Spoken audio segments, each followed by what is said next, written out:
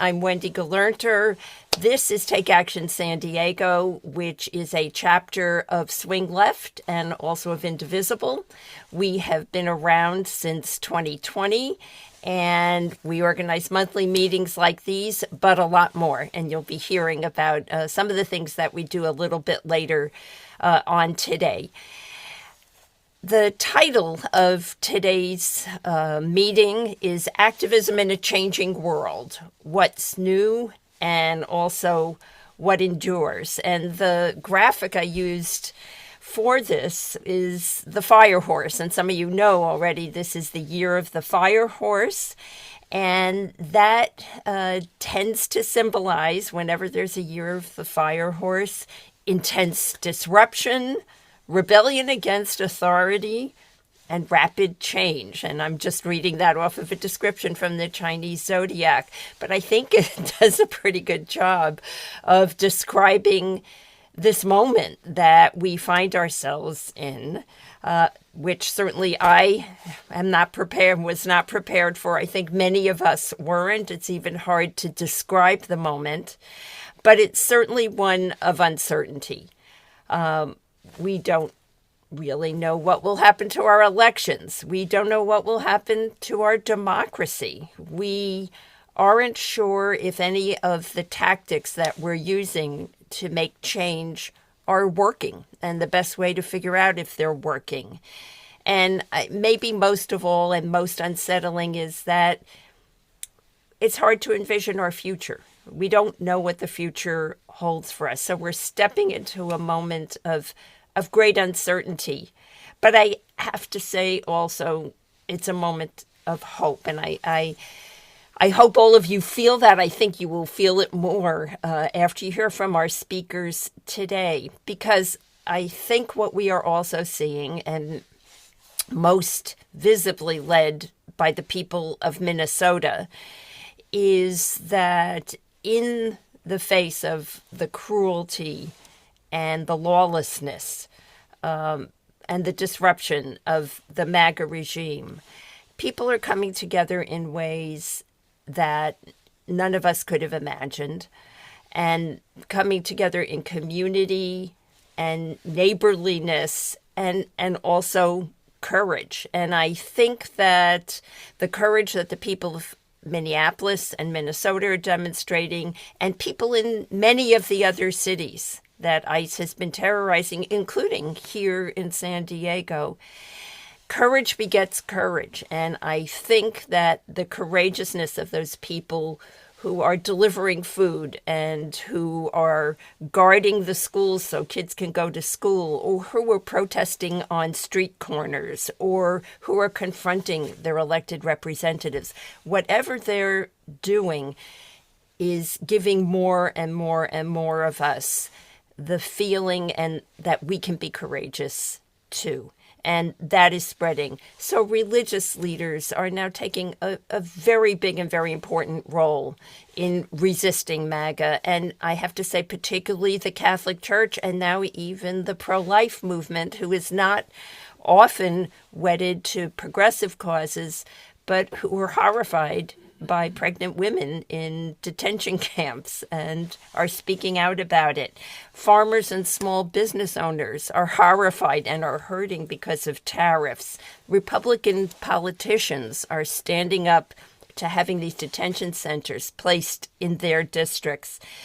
Singers, I mean, you just heard Bruce Springsteen, you heard Jesse Wells, but they're singers all over the country and all over the globe who are coming up with amazing protest music that keeps us all going. And it's all having an effect. And that's another thing I hope you know, that not only are we winning elections and way overperforming what Democrats usually do all around the country in 2025 and even early 2026. We're starting to see our legislators stand up and grow a spine. And we're seeing the MAGA coalition fraying a little bit more every day. So it's still a difficult time. I don't want to not give you that. But I think there's hope, and some of the people who give me hope are right here on the call today, our two guest speakers, who I think are embodying what I'm saying when I say that activism in a changing world, what's new and what endures, because both of these speakers are taking advantage of the history and the knowledge of activist movements in the past, but they're adapting those strategies and the tactics for this weird, confusing, unsettling moment that we're in, and they're doing it effectively. So we're going to hear from Lizzie Heyboer, who is a Deputy Organizing Director at Swing Left, talking about new approaches to canvassing. We're going to hear from Elianna Caraballo, who's from the Civil Liberties Union, a student group here in San Diego that is looking at detention centers and actually another unique way of canvassing. And I'll be giving you a quick update on the efficacy of letters to voters and some new and I think very positive information about that. And we'll, as always, go over some actions and events. But without further ado, I'm going to introduce our first speaker to you. And we're very lucky to have Lizzie here. She, with Swing Left, she's part of the national office, the national staff. She helps power the grassroots movements to win back the House in particular. That's her focus. But she's had over a decade of experience in organizing. In 2020, she served as California organizing director for Joe Biden's campaign. She's had senior roles with Adam Schiff's Senate campaign, Elizabeth Warren's presidential campaign, and Next Gen America as well. So we're very lucky to have her. So welcome, Lizzie. And Lizzie, do you have slides you want to share, or are you going to just talk? I do have a few slides because I think it's always easy for folks to keep up when I talk. So yes, I will pull some slides up. Cool. Let me make sure that I'm going to stop sharing my screen and let you put a few slides up. Hang on 1 second. Can you see my Oh, screen? yeah. Great. Perfect. Thank you for the nice introduction. Really excited to be here with everyone. I am based in San Francisco, so I am a Californian, just not as sunny as San Diego usually is. I'm up here. We had a lot of rain the past few days, so I'm glad to be with you all today. Before we get into the meat of what I'm going to talk about, which is obviously canvassing and our new approach at Swing Left, I just wanted to show you our current map of our target districts across the country. We are specifically right now focused on targeting the House. It's winnable. We can win back the House. California is really, really going to be key to that, especially with some changes right after Prop 50 came through. We have some new seats that, we can really win. I will say, as Wendy mentioned, the tides have been changing the past few months. Folks are really fed up with Trump and kind of what's going on. I think we're seeing some of these Democratic wins happening across the country. And so we are always monitoring this list of target districts. And there's the likelihood that we will expand this because, I think we're seeing that there are a lot of opportunities for Democrats to win even bigger, hopefully. The other thing that's not on here, right, is the Senate. And so I just want to acknowledge that we are likely also going to, you might be hearing more about that soon from us. That's something we might want to add to our targets. But for the purpose of our conversation today, we are focused on the House. That is, there are 4 key districts in California. I just wanted to throw these up here so you see a bit about our targeting and why we choose these districts. So for our hold seats, we have, I believe, 14 of these. They're all freshman Democrats. So they're all, or most of them are freshman Democrats, I believe. Folks who it's their first time in office.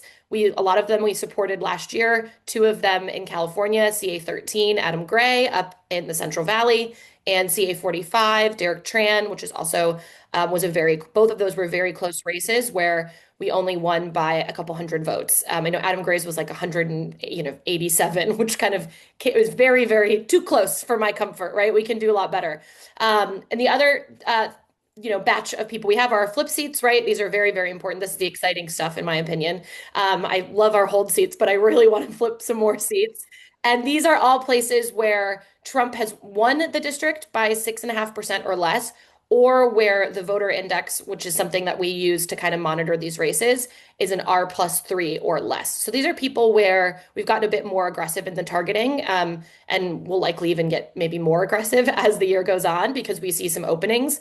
But for after Prop 50 in California passed, we had to reassess the new lines and kind of how that would change where we were targeting. CA 22 was a target before and still maintained is a target. David Valadao is the Republican there. This is up in Fresno in the Central Valley. Very important race, was lost only by a couple, I think 1,000 votes. And now with some new lines drawn, we see that, definitely something winnable if we organize effectively. And the other big one, which is the one very close to you all, used to be right in your back door, but it is now, the lines are a bit different. This is the new district lines for CA 48, which is Daryl Issa's seat. We want to finally kick him out. He's a terrible person. I'm very excited about this.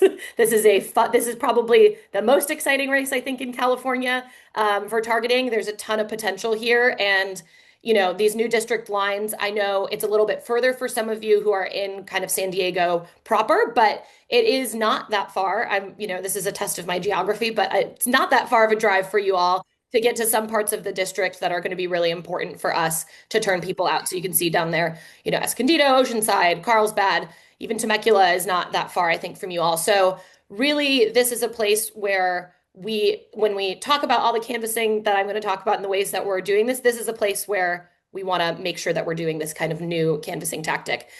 There's going to be a lot that we can learn about the voters in this. A lot of the folks probably even in this district might not know, right? With new lines, did they even know that they're going to be voting for, a very important race, right? So there's a lot of education that needs to happen and a lot of really important conversation. So I wanted to just frame the conversation around kind of what our targets are. But what I'm here to really talk about is a new program that Swing Left has launched called Ground Truth. And this is a primarily canvassing program, but also does have phone bank opportunities as well. And it's focused around deep listening, kind of using a lot of deep canvassing techniques. And we are doing things a bit differently when it comes to knocking every door and not just some. So I'm going to talk a little bit about our reasoning and kind of what our why we feel like this is effective in this new world, right? We saw that we lost the House. I know we were all, licking our wounds in 2024 and are still recovering, I think. But, we lost the House by only a couple thousand votes across the whole country, right? Some of these races were very, very close. And we didn't win the presidency, right? And we just can't keep, our view has been, we can't keep doing the same thing over and over and over again in the same way and expect a different result, right? That's kind of like a recipe for us to go insane.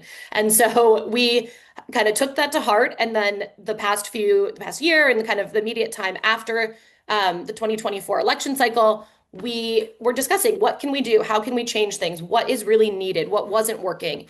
And we came up with Ground Truth. So traditional voter contact tactics like phone banking, like canvassing, these face-to-face conversations that we're having with voters, they often start too late in the election year. I know some of us engage in, activist work all year round talking to voters, but it's not common. It's not happening with campaigns on a wide scale. It's not happening, it's happening months before the election, not, 10 months before the election, but a month before the election, right? And we can't expect voters to really engage with us in a persuasive way if we show up and just ask for their vote, right on election day. So on that point, they're too quick. These conversations that we have with folks are very transactional. We're asking for a vote. We're not really hearing anything about how they're feeling. We're not building a relationship, building rapport. These are communities of people that whoever we elect, it's going to affect them. And we want to make sure that we are having these deep conversations so we really understand what it is that folks need, right? And so these candidates can actually answer, to their constituents, right? And to their community. The other piece is, the targeting that is often used with campaigns, and I'm going to talk a little more about this in a moment, but it can be very, very narrow. And so we're often missing a lot of potential voters, especially if you think about right now, there's so many folks who on both sides of the coin were either disillusioned with how Democrats are, behaving and might we might lose them, right? We don't want to lose them. We don't want them to sit this election out. We want to engage with those folks and make sure that we are, running campaigns and getting candidates and having these people elected that really speak to what people need.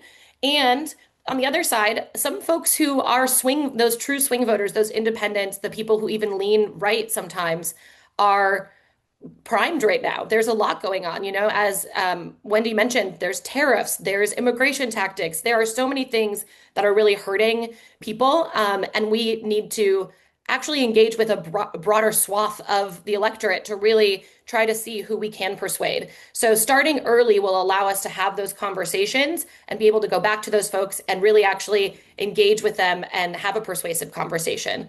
And the other piece is these kinds of conversations often in the past have been really optimized for quantity and not quality. So I'm sure you've been given a packet of a lot of doors to knock, and it's like, get through all of them as quickly as you can. Don't linger. Once they tell you that they support, go to the next house. And that is not what we're going to be doing with Ground Truth, right? We are going to be taking a much different approach with these conversations.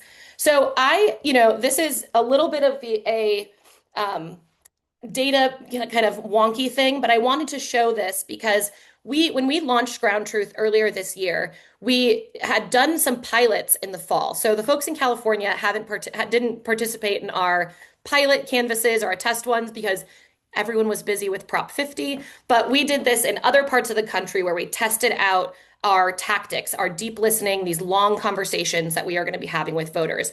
And we were knocking every door in a neighborhood. We were talking to everyone, whether or not they were a Democrat, a Republican, an independent, upset with the country, happy with how things were going. We were talking to everyone. And so we were able to kind of take the data and make some, get some insights from it and some better understandings. And one of the things that we found was that folks in that lower support bucket, so places where campaigns don't normally talk to them, that lower 25%, and below, people who are not Democrats probably, right? People who a campaign is going to just assume is a Republican. Those folks we actually found were very engaged, and we found that a lot of them were persuadable. People expressed concerns about Trump, expressed concerns about the direction of the country. And we really just needed to engage and have a long conversation with them, right? And to learn that so we could go back and have a persuasive one. So we took those insights that we had and we kind of applied it to a case study. And it will try my best to explain this in a way that is not confusing, but I will give you the link to the website in our chat so you can read through it. Because if you're not a data wonky, nerdy person, sometimes this might feel a little overwhelming, but I just want to explain, we took those insights and we applied it in a case study to Iowa's 1st district, which was a very, very narrow race last year. So it was only lost by 799 votes, very, very close. And, very winnable, right? If we had the right kind of contact with these folks. And so we at Swing Left, using Ground Truth, our approach, like I said, is talking to every voter, including these folks that we've identified as low supporters. And so in Iowa's 1st district, there are about 207,000 voters who would be put in that bucket, right, of low support that a campaign would typically ignore. Let's say we kind of theorized, right, based off of what we know, that usually about 40,000 of those are reachable. Those are people that we could get to, right? They have a knockable door. We know where they are. They have a phone number. They have an address. We can get to those people. 40,000 of those voters are potentially, we found are potentially persuadable through Ground Truth. Those are people that if we had gotten to them early and had these conversations, that we could have moved the needle. And we really only actually needed 800 votes to win. We didn't need 40,000 votes, right? So this is something where I will drop the case study in so you can kind of see the methodology and the deeper explanation on this. But we're really excited. We've seen promising results on the method that we're using on talking to voters and how it's actually starting to move the needle and can really make an impact. And so the things that are different, right? I keep saying it's different, it's different. The parts that are different is that we are going to be starting early. So we started this program January 24th. We've already had a number of canvases across the country, and we're going to be talking to everyone. Like I said, we're going to be knocking every door in targeted districts. So that means we'll help our folks that are out knocking identify the best places in the district to go, right? Where we think that these are the people we want to talk to. I would never send you to a very red part of the district. I would send you to a part that's purple, but you will be still talking to everyone, right? We want you to talk with anyone on that block, not just the folks that are likely Dems. So this means you're not skipping a house when you're knocking, which I know a lot of folks, when you have your list in your hand or on your phone, it's like you walk and you have to walk 10 more houses down to the next one. This is just knock a door, knock a door, knock a door. You're talking to everybody, including somebody who's walking their dog maybe and asks you what you're doing. We want you to have a conversation with them. They probably live in the neighborhood and they definitely live in the district. So during those conversations, the focus is around listening deeply. So these are listening first conversations. We're not at this point yet moving into these deeply persuasive conversations because we feel like in the world we're in right now, we really need to know more about what folks are feeling. Campaigns have not spent the time often to listen and really understand what voters are feeling and their concerns. And things are changing rapidly, right? A lot is happening. There's constantly something new in the news, and these are affecting people, right? So we want to make sure we're capturing those and having those deep conversations. We are using a new piece of technology, so not minivan, not PDI, none of those tools, a new piece of technology. And I will show you a brief little view of it, but as you get trained, you can learn more about that. But it allows us to actually take really long form notes about the conversation that we're having with someone. And we'll get a preview of what that looks like in a moment.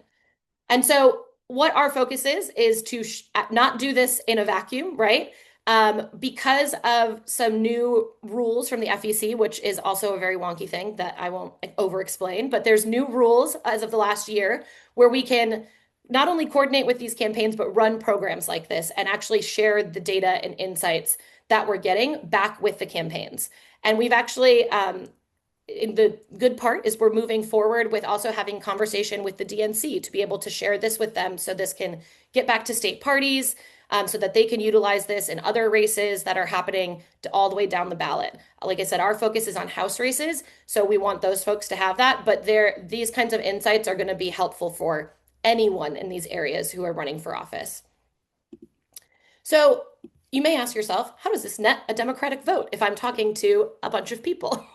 And we're going to have follow-ups with a lot of these people. So I'm going to kind of walk through an example. So let's just say a voter, you're going canvassing this month, right? You knock on the door. She talks with you. You have this long 15-minute conversation with her. She shares a bunch of really deep concerns, about the economy and maybe about, worrying about how she's going to feed her family with the rising, price of groceries, et cetera, right? In spring 2026, so in the spring, in a few months, she actually gets a mailer from the state Democratic Party helping her register to vote, because in that first conversation, we found out she actually wasn't registered to vote either, right? So because we're sharing these insights with campaigns, with state parties, they are going to be able to actually reach out and follow up with these folks as well. And then in the summer, she is going to get a call because we found some of these issues, right, in our first conversation that she's really concerned about. We listened first. In June, we call her back and we want to have a deeper conversation. We want to learn more about how she's feeling and actually try to see if this is someone that we can persuade, because we saw that she was, a voter who was on the fence about voting. And so we wanted to follow up with her again and have that conversation. And then in the fall, she's going to see relevant social media ads from the campaign because the campaign is getting these insights. And so they know more about what the voters care about. And so they're able to, get these kinds of, get their message out in a way that folks really will listen and really understand and will be hopefully excited to vote for them, right?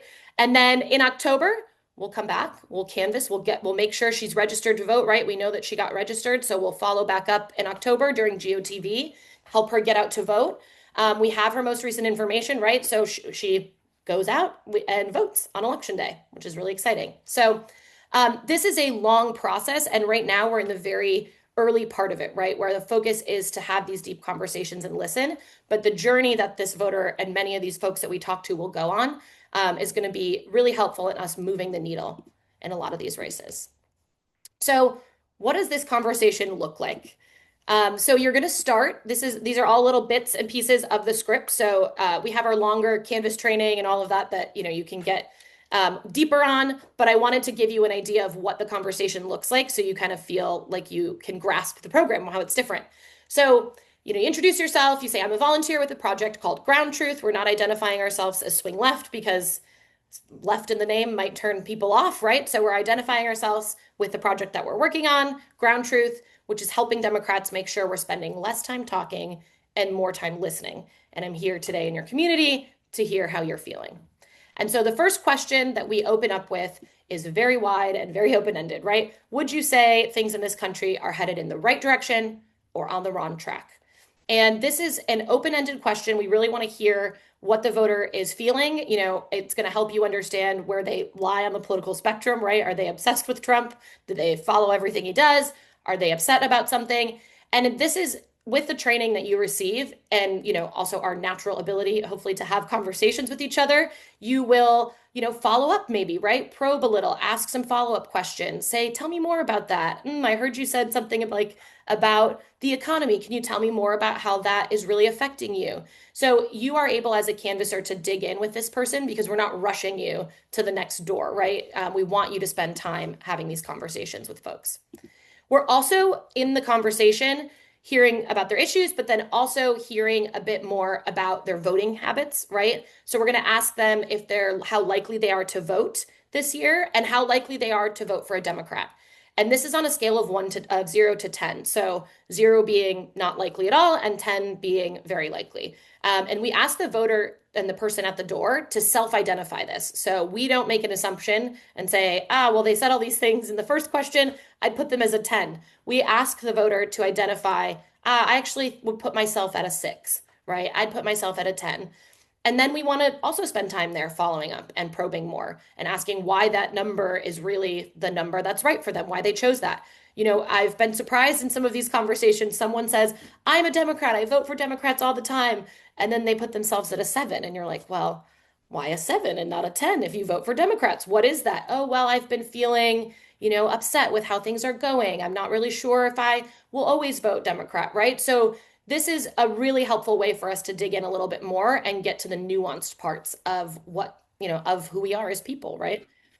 And then we end at with a kind of wrap up after we've had this long conversation. And we always want to try to collect a accurate phone number so that we can follow up with this person and kind of dig deeper with them if we need to, right? Especially for those folks we find that are persuadable.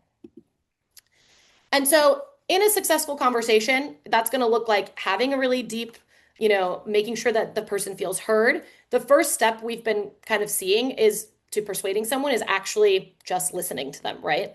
We can't persuade someone if we don't know what it is that they need to be persuaded on, right? We'll also be taking really detailed notes. So you at the door, everyone's been going out with partners because when I did it myself, I found that that's really, really helpful. 2 of us are listening to this really long conversation, kind of gathering insights. You might take some notes while you're doing it. And then when you step away from the door, you'll add those notes to your phone, which I'll show you in a second.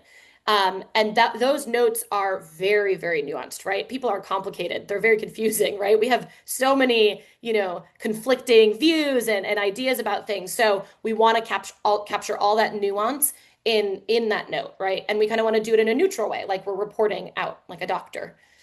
We also want to try to get enough information to really help us understand who's persuadable, right? So that's where the follow-up and the probing and you kind of being naturally curious is going to really help us understand where someone's maybe feeling a bit more shaky about something, where we have an opening to talk with them more and kind of maybe share some information about that. And then at the end, like I said, we want to collect some way for us to follow up with them. Obviously, we know we could go back to their door, but we can't always make it back to every single door we knock. So having a phone number is really helpful for us. We can always call them. We have people across the country who are also phone banking through Ground Truth. So having these kinds of conversations at the door is going to feed into all of us working on this program across the country. So this is a little preview of what the app looks like. The first thing you're not seeing is it would be a map, right? As you're out knocking doors, you'd see a map and you'd simply tap on the house that you're walking up to. And when you tap up on the house, you'd see a list of everyone who's there. You can also always add someone, right? So if you encounter someone new, right? People move very often. Maybe the person is that comes to the door and answers is not the person on your list. You do have the option to add that conversation. And then you can fill out as much information as the person is willing to give you, especially if they're a new person, right? If we don't have them in the database, right? If they haven't voted before, maybe they're not registered, at their new address, you'll ask them for their name. We would love it if they'll give us their full name, but people might only give you their first name, and that's totally fine. We will follow up with them, and we can learn more. We want to collect that phone number. And then the real meat of what you're going to do, there will be the 2 questions that you'll answer. Those will be really easy. You'll just, put the number that they identified on the scale. And then you're going to, relay a really long note, right? About what that conversation was about. And we are actually using these notes. So I know folks have maybe left notes before in the past on canvassing tools. I know they have that capability. We are taking these notes and we are actually aggregating all the insights that we get from them. So we're taking out, we'll look at this note here. Jenny said she's a Republican, and we'll actually pull out the key pieces so that we can understand what issues are important to her, what it is that we might need to talk about when we follow up. So you as a canvasser get to really leave a long, oftentimes they feel like stream of consciousness, just sort of recounting exactly how the conversation went. And a lot of us have that little microphone, so you can use the little microphone on your phone. It's not recording you speaking, but it's doing the talk to text, right? So that helps you not have to sit there for 20 minutes typing, because I'm not good at that on my phone. So I wanted to share a few things that we've learned so far before I take some time for questions. The one thing that I think is most exciting is that we found that when people actually do come to the door, which we've been seeing really decent contact rates also, sometimes 30% of the folks that we knock are actually also coming to the door. But when we do get them at the door, 2/3 of those people are actually staying and having a really long conversation with us, 10, 15, even longer, which really shows that once we do interact with someone and we get somebody there, they really appreciate that we're there to listen. We have seen across the political spectrum, people who maybe wouldn't have wanted to talk with someone who says, "Hi, I'm helping Democrats," are actually opening up. And we have seen, it's a really exciting, I will say from my own personal experience canvassing, it's a very rewarding kind of canvassing, not just for the voter at the door, but for you also as a volunteer. We're also discovering, like I said earlier in that case study, we're actually discovering people who are supporters, who are potential supporters in the low support group, in the people that campaigns normally don't target. So 1 in 4, a quarter of the voter, of the people that campaigns typically classify as very unlikely to support Democrats, 25% of those people expressed serious concerns about Trump, about the direction of the country. Those are people that's a big opening, right? Those are people that if we talk to them now and continue to engage them, those are the votes that we need to make sure that we're winning big. And the other thing is, this is our fun thing, but we are improving the quality of Democratic data, right? A lot of times, phone numbers are wrong. People move a lot.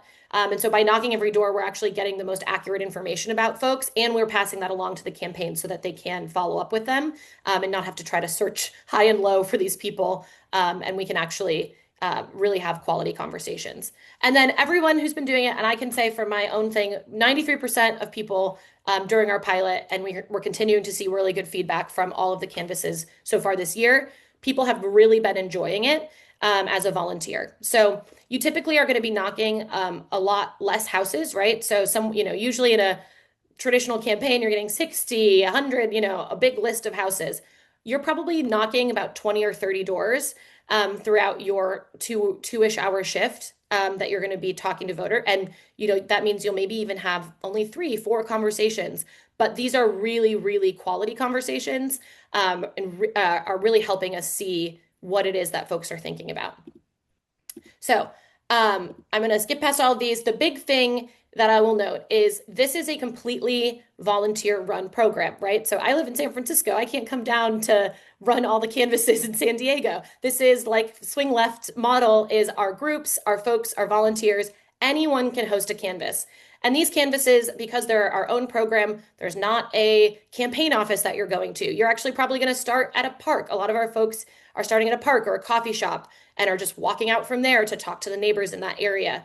You as the host, right? And I want to take hosting down from feeling like this 25, 50 people in a room knocking doors. This could be you and 3, 4, 5 friends, right? Going out, taking a trip up to the district to knock some doors. This doesn't have to be a giant canvas, right? We'll probably build towards that as we get closer to election day. But right now, going out, going consistently, even with a small group of people, is really important for us to start building towards this. So anyone, all of you on this call could say, I want to host a canvas. I want to go do that. We at Swing Left have an entire training program and a way to get folks set up to do that. So we will walk you through every step of it. We have organizers who are on call for you, at the Canvas Day if you've got questions.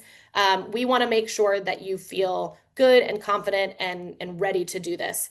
And so we have pre-training as well. So if you're like, I like the idea of having a deep conversation, but maybe I'm a little nervous, I don't feel like I have all the tools yet, we are also training door knockers on how to do all of that great stuff as well. So I will stop there. Last thing I will mention is we do have phone banking. I didn't put that on here because you all live so close to a target district. I had hoped that you would get in your car and drive to CA 48 to knock some doors, but we also are doing these ground truth conversations over the phone and doing deep listening conversations with voters across the country. So happy to share the link for phone banking if you are not a Canvas person and unable to canvas, but really this program is focused on the door knocking piece because that's going to be the most important, that face-to-face conversation with folks. So I will stop there.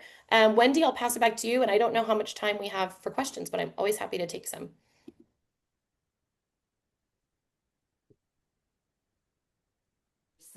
You're muted. Thank you. There I am. Yes, we definitely have some time for questions, and I know there's people who have some. I will just add and I see Eric has his hand up. Yeah, and if you do have a question, please use the icon at the bottom of your screen to raise your hand. But just want to mention that in April, we will be hosting a canvas of the type that Lizzie mentions. It doesn't mean that any of you can't do that on your own as well, but we definitely want to get things started in April, hopefully up around the Escondido area, which is Darrell Ice's district. So I see Eric and then Adele. So go ahead, Eric.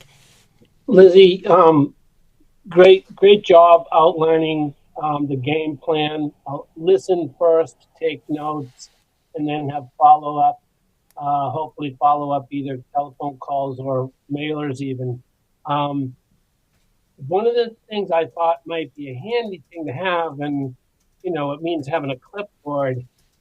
I'm a community organizer and I use clipboards. Is a checklist of things. Okay, they vote Republican. They're concerned about tariffs. And the whole list of things that are pretty common answers that we're going to hear. And then if there's additional stories to be added, then use your smartphones to do that.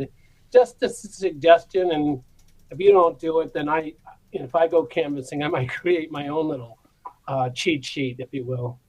No, that's super helpful, and I really appreciate it. Yeah, we do have folks have clipboards. They do have clipboards with them, so there is somewhere to put any other kind of helping materials that will help you have a good conversation with someone. So we have clipboards. We provide the materials that need to be printed are like a script with some guidance on, a guiding script, I'll say, right? This is somewhat of a free-flowing conversation. But on the back, there's like suggestions about follow-up questions to try to help you if you get stuck, right? Some folks open up really well and some folks don't, But I think we also have, people can bring their own notebooks or other ways. I think it is really helpful. But I will take that into account. That's really great feedback. I like it. Thank you.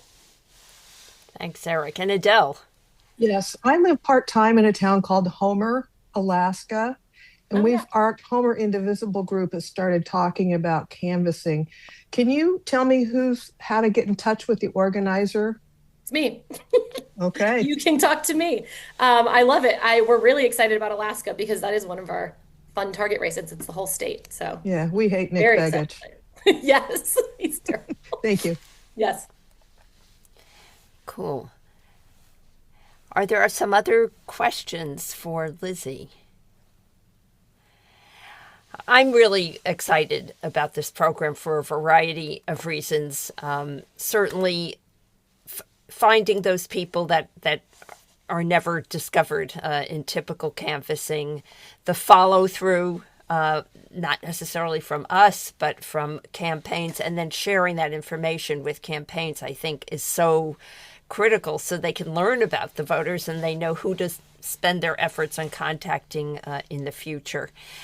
So I think it's powerful, and I love that it's kind of using what we already know about canvassing, which it is kind of the gold star of voter outreach, but improving on it based on kind of the moment we're in. So Susan, go ahead. Thanks. This is a question that could have waited until I go to the training or whatever. But so I have a neighbor across the street from me who just put up a sign in front of his house that says, "Leftist and socialist hate won't make us great." So if we had such a person, would we knock on that door? And then I see a question in the comment that I'll just pass along, are lit drops part of it? Yes, so I just threw an answer about the lit piece in there. Oh, okay. But yes, I'll say it verbally in a second. But we are knocking every door. I mean, the caveats to this are if you as a canvasser don't feel safe, right? You know, there have been times when people have really crazy signs out front of their house, and like, you know, if you don't feel safe, right? Or you see, I mean, it's less common in California, but there are parts of the country where someone might put a gun on their porch, you know, like really crazy things, right? We don't want you going to those places if you don't feel safe. And we do, you know, that we are very explicit about that. And we also really want folks to go with a partner. I think, you know, because we're knocking every door, it's just a good practice. And I will say more that wasting our time. Rather, I didn't mean not feeling safe. Somewhere. Yeah. I mean, as far as, you know, like if I guess we are knocking every, like the thing is we do want you to go to everyone. I do feel as though, you know, we have some guidance in the script is kind of like, how do I know I've been successful in this part of the conversation? Or when should I get off? When's the off ramp, right? So you might go up to someone and you ask, we do want you to approach every door, even if there's like, you know, maybe visible signs. You can also take notes on the address. So we can write, if someone didn't, you know, open the door, right? But we can say they had a pride flag out front. They had this on, there were these bumper stickers on the car. You can take notes on that kind of stuff as well. It is helpful for us. But as far as the conversation, we are providing some guidance in the script to kind of help you understand, okay, I'm talking to this person and they're really just not going to be with us. They're just kind of Fox News talking points over and over again, right? Is it worth my time? We do want to encourage folks to probe a little bit because sometimes, you know, people just spout those things off on either side, right? Because that's all they really know. So probing a little will help, but you might get to a point with someone where you're like, this is a lost cause, right? That's where you say, hey, maybe I don't finish the whole conversation. I just say, thank you so much for your time. I really appreciate it. We don't need their phone number for those people. We'll just know, hey, we're not going to go back, right? We don't need to talk to them. So we do want you to take a little bit of a moment to probe, but we don't want you to spend 40 minutes with someone who's just going to tell you crazy things that you don't need to know. Yeah. Thanks. All right. I know there are more questions, but I want to move on to our next speaker. And thank you, though, Lizzie, for being here and for all the work you do and for all the work Swing Left does and just for the creativity and the kind of new way of looking at things that I think we all really need. So thank you. And I know we'll be in touch because we'll be canvassing. So thanks. And now I'm going to introduce our second guest speaker, Elianna. Stop. Do we have any discussion in this meeting? I have a question. Oh, okay. Or we're just Tom, going to have lectures. We're just going to have lectures. Tell us, please. Tom, I'm honoring our next guest speaker, and after that, I have a if question. there are I'd still... like to ask a question of the group before you continue. Is that okay? Go ahead. Okay. I spent 3 months phone banking for Harris.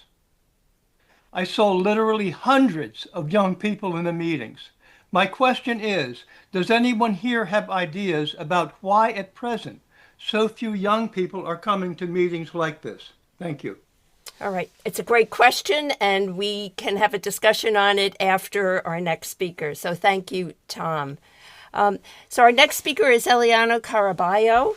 She is a student at UC San Diego, majoring in political science with an emphasis on race and ethnicity and minoring in sociology.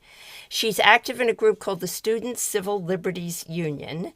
And through canvassing campaigns, such as the one she's going to talk about today, Detention Free San Diego, and negotiations and protests and involvement in council meetings, Student Civil Liberties Union works to protect and affirm the constitutional rights of all individuals, combat youth apathy, and facilitate democratic renewal.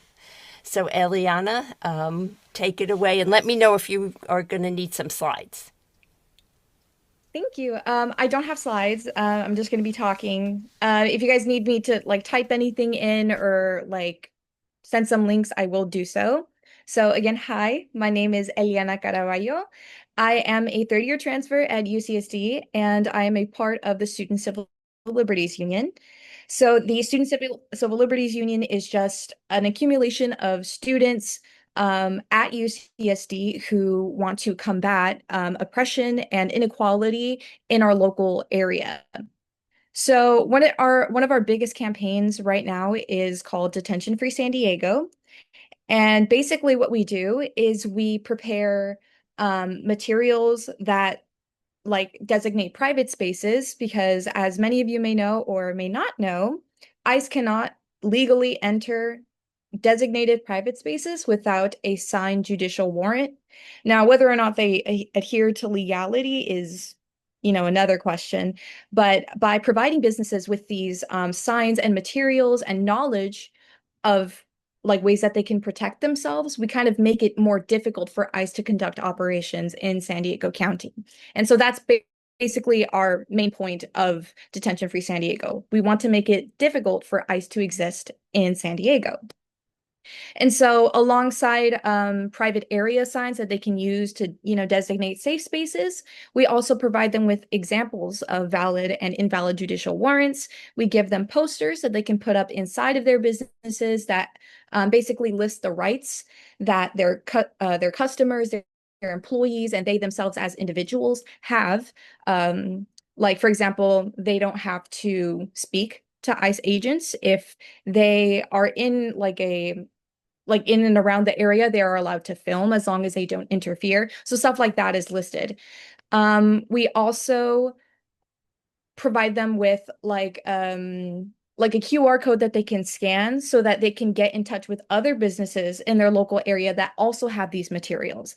So we kind of help facilitate communication and connection between businesses in a given area so that they themselves in isolation combat ICE activity. So we have conducted these operations in South Park. We've done it in North Park. We recently did it in Chula Vista, and we plan on doing it in multiple other areas. We are actually working to kind of make it autonomous so that other people outside of our group can participate and do this themselves in their local area. And we actually have a toolkit that can help you do that. So what I'm going to do is I'm going to send that in the chat right now. So it basically just lists and provides the PDFs of all the materials that you would need to conduct canvassing. I believe it also has a kind of description of what that would look like. So what we do in canvassing is we will basically go into these businesses. We talk with the business owners. We ask if they have a designated private space. If not, we explain what that is, and we provide these materials to them. And then if they have any questions about it, we go through and explain them. Trying to make sure I have everything. Yeah, so another thing that we are doing next week on Thursday is our campus, UCSD, has been receiving funding actually from Border Patrol and UCPD, which is not great. And they would also like to install more Flock ALPRs on campus, which if you guys don't know what Flock ALPRs are, they're cameras. Well, Flock is a company and they produce like surveillance technology that compromises our personal information and data. And Flock has in the past collaborated with DHS. So we don't want that on our campus. So we're conducting a rally next week on Thursday from 1 to 2:30 p.m. That information will be uploaded on our Instagram, which I will also provide a link to. So here we are. It is also in the chat. So any and all updates about what we are doing as an organization will be posted on there. We also have a website that you can reference if you don't have Instagram. So I'm going to send that link as well. But yeah. Do we have any questions? Thank you so much, Elianna. I became aware of this group when the county became involved in putting some legislation together that makes it harder for ICE to contact people on public property, and was just so impressed with Elianna and her colleagues from the colleges. And I think what we've all been seeing is that high school students and college students have just been so motivated in these last several months and have joined this movement in all kinds of creative ways. And it is so heartening to see this and to meet wonderful young people like you. So thank you so much for that. And I'll start with a question about how has the response been when you go door to door to businesses? Honestly, it's been really good. Every now and again, we'll get a couple people that aren't very receptive. I think that in the last canvassing event that we did in Chula Vista, one of our groups actually got yelled at, which was not very nice. But the majority of businesses that we go to, they are very like welcoming and receptive. A few times we've even been given like free food, free drinks as well, because they're very appreciative of these materials that we provide. Cool. And Nancy, you had a question. Yes, I just wanted to, and maybe I missed it. There was somebody at my door. I had to run out quickly. What is the activity of ICE? Can you give an overview of what the activity of ICE is? You know, I know for many years, even before this regime was in, I sometimes went down to Otay with a friend who was working, with detained immigrants. So I know that there are the weekly, the situation there and the weekly group that meets there. But I heard one of our committee, our city council persons speaking and talking about, the need to combat ICE activity. And I have to say that I don't hear about people other than a long time ago when they went to the restaurant in North Park and a couple other incidents. How can we get information about, what neighborhoods are being impacted, where we should be aware of, or is that in your materials? Or could you just talk a little bit about what our situation is here, what the level of intrusion is here at this point? Sorry for the long question. No, that's totally okay. And I do not believe we have how to like view what's happening in those materials exactly. But I know that recently the San Diego County has been experiencing an ICE surge. So we've had more ICE agents actually come into our county. And there have been a lot of raids conducted, especially in the Chula Vista, National City, El Cajon, East County areas. Uh-huh. And the way that I've known that has been going on is there's actually this other Instagram account. It's ran by a person by the name of Arturo Gonzalez, and he's very, very good. He's like out there searching and identifying ICE agents in these communities, and he's very like he updates I think almost every single day about Okay. ICE presence. Okay. So I can see if I can find a link to his account, and I'll also put that in chat so maybe you can like reference it. Sure, that'd be great. And just in case you can't, it's Arturo Gonzalez on Yeah. Instagram. Mhm. Okay.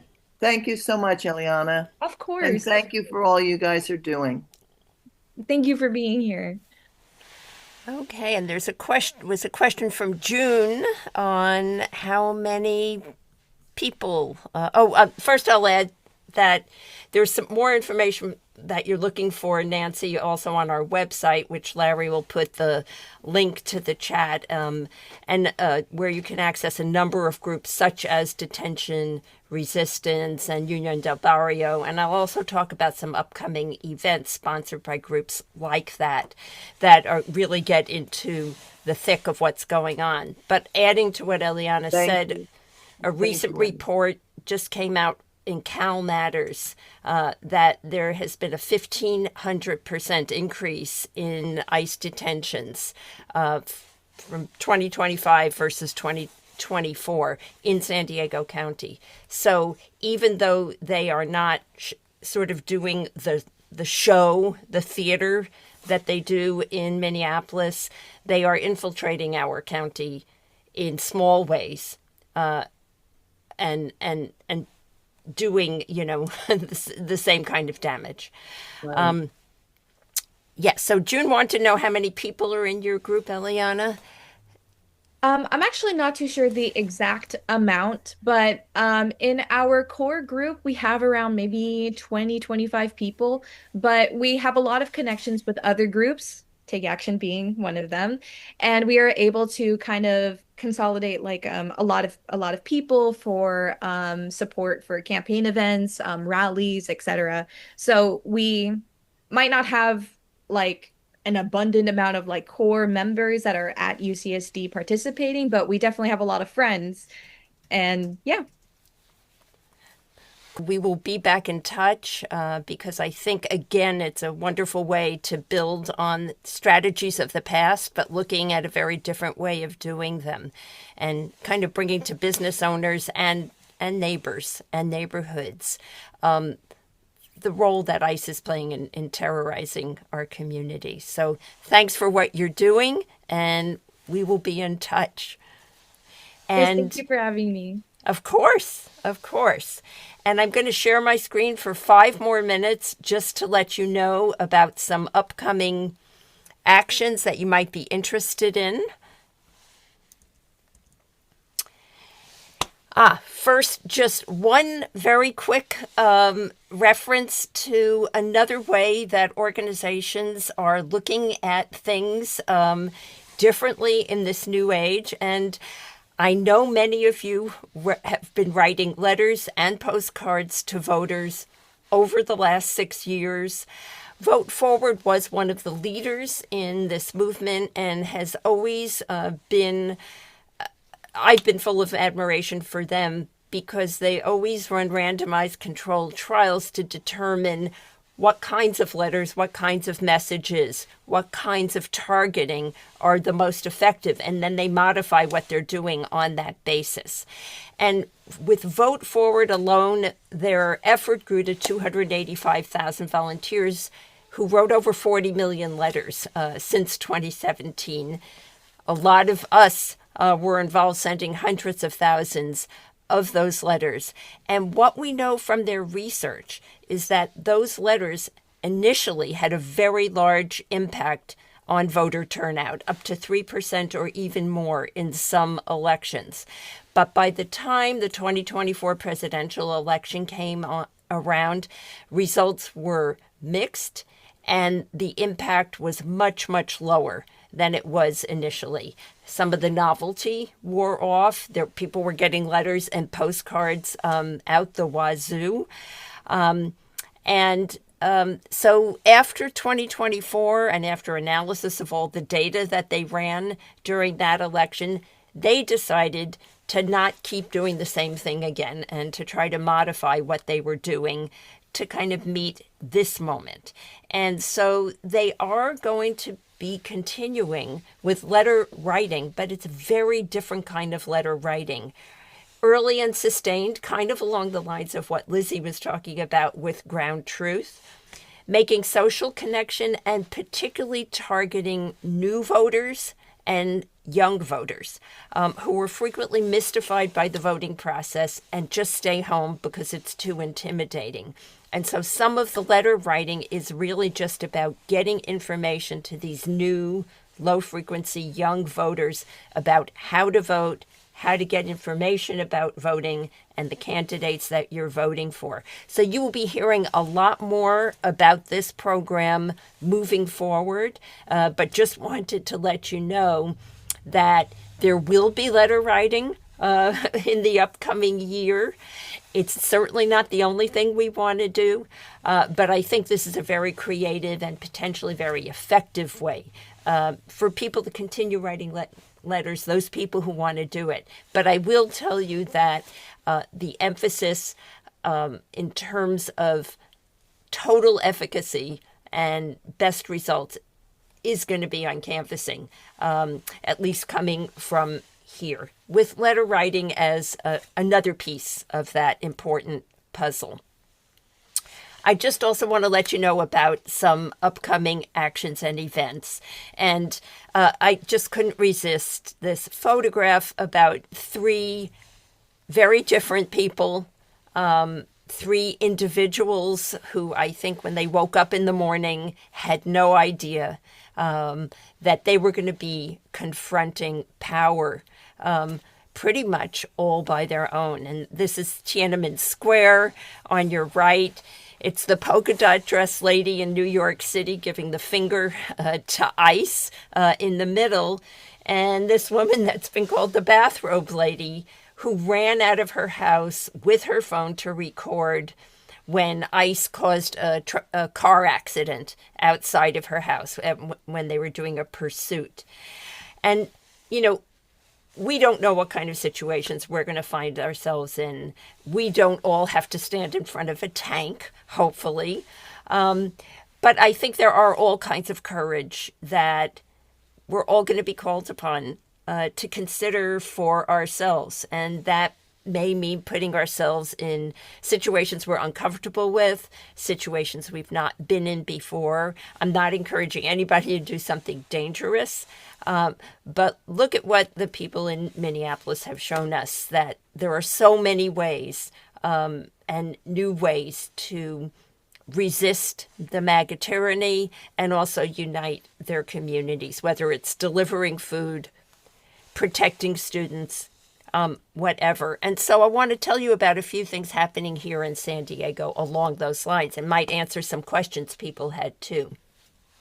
So on Tuesday, our group, in conjunction with Change Begins With Me, Indivisible, is sponsoring a neighborhood patrol training. This literally is an in-person 2-hour training for people who are interested in helping their neighbors know when ICE activity is occurring in their neighborhoods. The presentation will be by Union del Barrio, who does these presentations and training all around the county. We are almost full, and that may have even maxed out, but we will put the link to the sign up, because if we get enough people interested, maybe we will do a second one of these trainings. So that's this Tuesday. Wednesday, for those of you further north, if you can at all be involved in going to Escondido and sitting in their city council meeting, which starts at 5 o'clock. The city of Escondido, it turns out, has a contract to allow ICE to use their shooting range for practice. The city doesn't get much money out of it, but it's a form of cooperation that's unacceptable. And there's a very large, very organized movement of people living in that area to try to get the city council to stop that contract, which they have the ability to do at any time. And again, links in the chat, but it'll also be in the follow-up email I sent.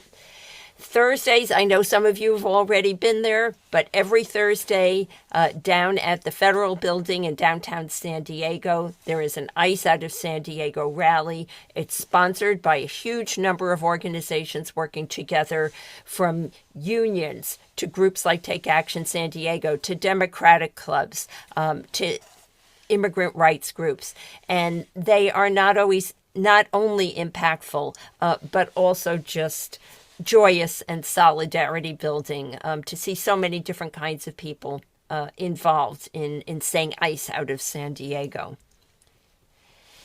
And then, because we just don't always want to be going to protests, I really hope some of you can make it to a day of protest music, or an afternoon of protest music, I should say. That's going to be held at a location in Logan Heights called the Soap Factory. There's going to be a large group of performers there, and I think it's going to be awesome. The name of the event is We Are All Protesters, and there are tickets. I think they're about $25 a piece, and the money is going to ACLU and other community organizations that are defending immigrant rights. And also on Saturday, because it's a big day, earlier in the day, there will be actions at a variety of Home Depots all around the county. The links are going to be in the chat, to tell Home Depot to stop collaborating with ICE. And they have apparently been doing so, allowing them in their parking lots, sharing license plate information with them, sharing other surveillance information with them. So these are protests. I think there are now over 10 just in San Diego County alone, but they will be occurring all around the country on Saturday, most of them in the late morning. And then, just in case you're not exhausted, Sundays, every Sunday at the Otay Mesa Detention Center, you can show up and show your support for the people being detained there, some of them for months and months and months, with almost no ability to contact their relatives.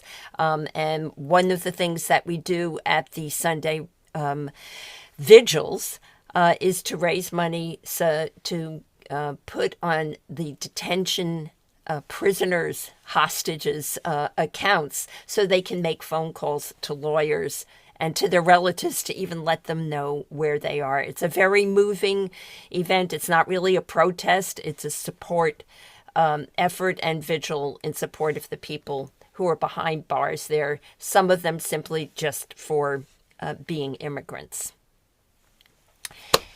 Our next meeting is not really going to be a meeting. It is going to be March 28th. It's going to be at Waterfront Park at what we hope is the biggest No Kings rally yet. Our biggest rally so far has had 80,000 people. We are hoping to exceed that. But I will be there. I hope you will come and say hello to me. I will be around the information table there. It's going to be a great event. We're going to have much more music involved than usual. We will have a few incredible speakers, but the program will be short, and the majority of the event is a march through downtown San Diego, peaceful, nonviolent First Amendment march, with all of us showing up to say no kings, no MAGA, and let's build a better democracy for all of us. So I hope I will see you there. And then, if you're not tired after all of that, we do have an updated list of protests and also town halls and informational events on our website. And Larry's putting those links into the chat. And just a word about, someone we lost this week who, we knew in so many different ways, right? Jesse Jackson as a young man working with Martin Luther King, as the first Black man to be a prominent presidential candidate, as a leader in his community. And then this very poignant picture of him at the lower right at the Obama inauguration with tears in his eyes, finally seeing the dream he hoped, but come true, at least for someone else. And so couldn't really let his passing go without acknowledging the impact he had for so many years on all of us.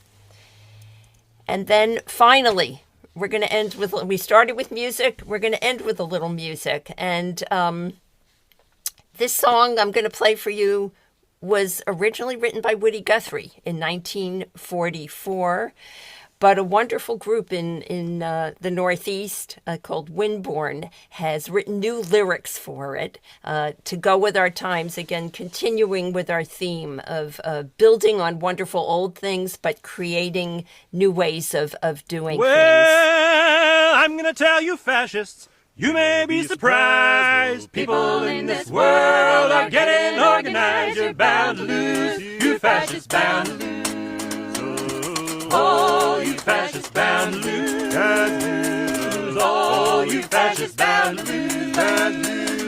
Oh, you fascists bound to lose. Bound to lose, you fascists bound to lose. Don't matter where you come from, nor the color of your skin. We're standing arm in arm. We won't let those fascists win. You're bound to lose. You fascists bound to lose. Oh, you fascists bound to lose. Bound to lose. Oh, you fascists bound to lose.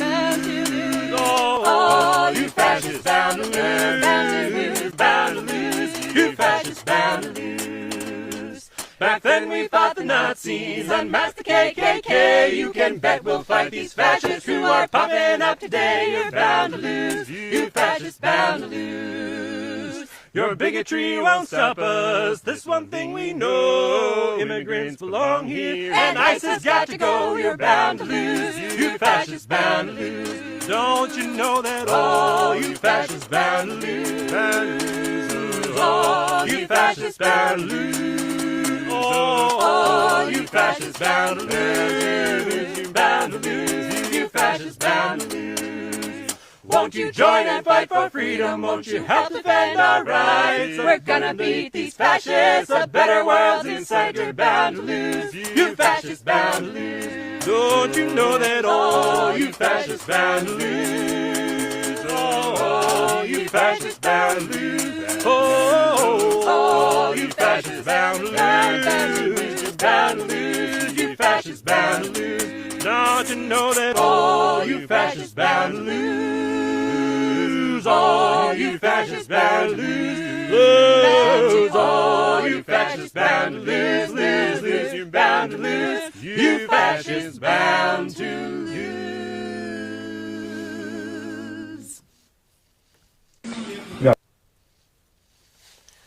Cool, huh? It gives me a little chill. Just think what 4 talented people can do with a washboard and a good song. So thank you, everybody, for being here. Thank you, speakers, for giving us hope and ideas. And hope to see you all March 28th, if not before. And until then, take good care of yourselves.